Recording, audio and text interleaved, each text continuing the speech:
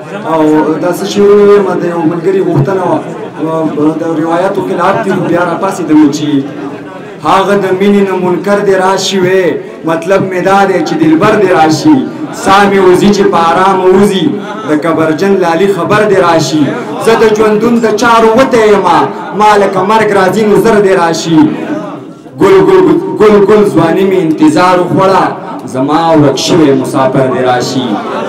ژوندی عبید به مړ وي ستا له غمه باور مې نشي که باور دې راشي او څه شعرونه درته نور وایم بس زما جاوید ملنګ صاحب وایي چې دا راته ووایه چې زما په زړه کې اویزانو خو هېر کړی مې دی یو بې ایمانه مې جانانو خو هېر کړی مې دی تاریخ ګواه دی ما په هر ډګر بریا ولیده ومه پښتون زما یو شانو خو هېر کړی مې دی ډېره مننه صرف دې خبرې له راپاڅېدم شعرونه غوڅې بانه وو چې زما مشران راغلي دي کوکۍ لالا دی او زه ورته بل لالا زما ترونه دي پاچه لالا هم راغلی دی هم زما لکه په ژوند کې په ړومبي ځل باندې هغو ماته ناست دي خدای شته دی چې ما باندې د کور نه ډېرې زیاتې پابندیانې هم دي خو د دې پابندیانو باوجود ګوره زه یوازې شعرونه نه لیکم زه مزدوري کوم زه په سکول کې ټیچینګ کوم د هغې نه پس چې کوم دی زه شاعري هم کوم صحیح ده یوازې دا نه ده چې د عامو خلکو دا خیال نه شي چې شاعر سړی به صرف د شعرونو ته بېکار ویلی او شپه ورځ به شعرونه صحیح ده نو موږ پښتو هم کوو صحیح ده او پښتو هم پالو ډېره مننه زه به هم څو شعرونه وایم او په تیر به عبید ملنګ ته ډېره زیاته مبارکي ورکوم عبید ملنګ زما د لغړې سینې یار دی زه پرې ویاړ او فخر کوم او دا ستاسو د ټولو دیر والا دپاره هم د فخر خبره ده دغه شعرونه ملنګ جانه چې څنګه زر د نور رڼا ته نشي ټینګېدی چې څنګه زر د نور رڼا ته نشي ټینګېدی همدغسې مې زړه جړا ته نشي ټینګېدی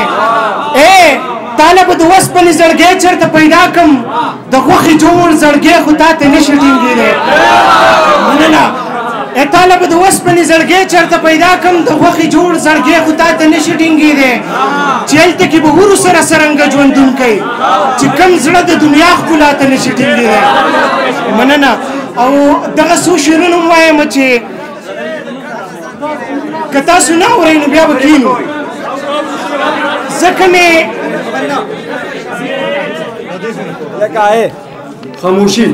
خاموشي بس ځکه مې پورته کړه د خپل زړګي تنبه ښاپېرۍ ما ته وش شوې ده د خلکو اندازه ښاپېرۍ ځکه مې پورته کړه د خپل زړګي تنبه ښاپېرۍ ما ته وش شوې ده د خلکو اندازه ښاپېرۍ څو به مې تا ته انتظار وي ته به نه راځې ها څو به مې تا ته انتظار وي ته به نه راځې ها یو ورځ به ما ته کم د صبر دا پرنجه ښاپېرۍ سپوږمۍ او ستوري ورته سم په باټو باټو ګوري زه په سلګو سلګو مې غېږ کې شوه اوده ښاپېرۍ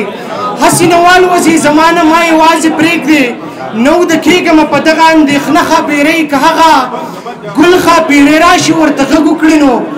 زما امید دی چې راویښه به شي مړه ښاپېرۍ ډېره زیاته مننه